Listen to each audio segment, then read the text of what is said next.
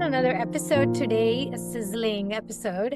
I'm not here today to give a scholarly analysis. I'm here to share a story that hit home. It's in the 8th chapter of the 9th canto, where the sons of Sagara finally meet Lord Kapila Dev. It really felt like my own inner space. So let me begin with what Bhagavatam says, and then I'll tell you what stirred up in me. So what caused the death of the sons of Sagara Maharaj? In short, they were burned to ashes by the fire of Lord Kapila's meditation. Not by violence, not by curse. They were consumed by that energy of divine focus because they came in with an offense. See, they were looking for their father's lost sacrificial horse. There's another episode, I made another video on this. And then they found the serene sage Kapila sitting in trance. The point was, instead of pausing, instead of wondering, they accused, they raged, they projected.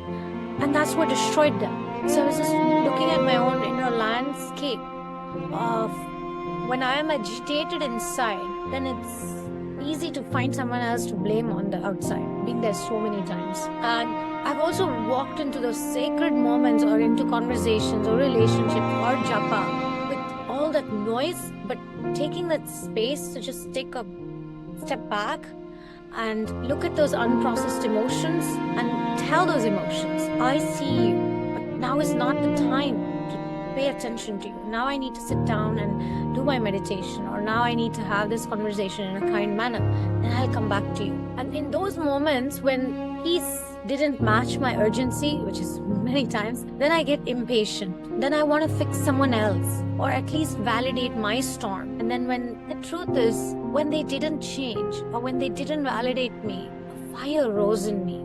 Not unlike the fire that was burning Sagara's sons. Only in my case, it burned bridges, or burned peace of mind, or sometimes it also burned the voices, soft voices inside me that were asking for gentleness. And Purandaradasa in his song says, Krishna yana bharade, janma bandaga nalige iruvaga Krishna yana bharade. Bahya bhaktiya bisi hinde biduvudu. So he says, like, say Krishna, don't just say Krishna's name in a showy way. Outer heat can never replace the inner surrender. So that line stung a little because I've done that too, screaming inside by bowing outside and wondering why the transformation is not happening in me. And again, this word in Bhagavad Gita, mityachara, so the pretension keeps dwelling mentally on sense objects, but then externally trying to look like spiritual. So such a pretender, self-delusion. And that was me, managing outer control, managing outer situations, trying to control while parts of me were still boiling inside. And that's also Sagara's son, spiritual on the outside, but stormy on the inside. That's why probably they didn't pause, they didn't ask, they just reacted.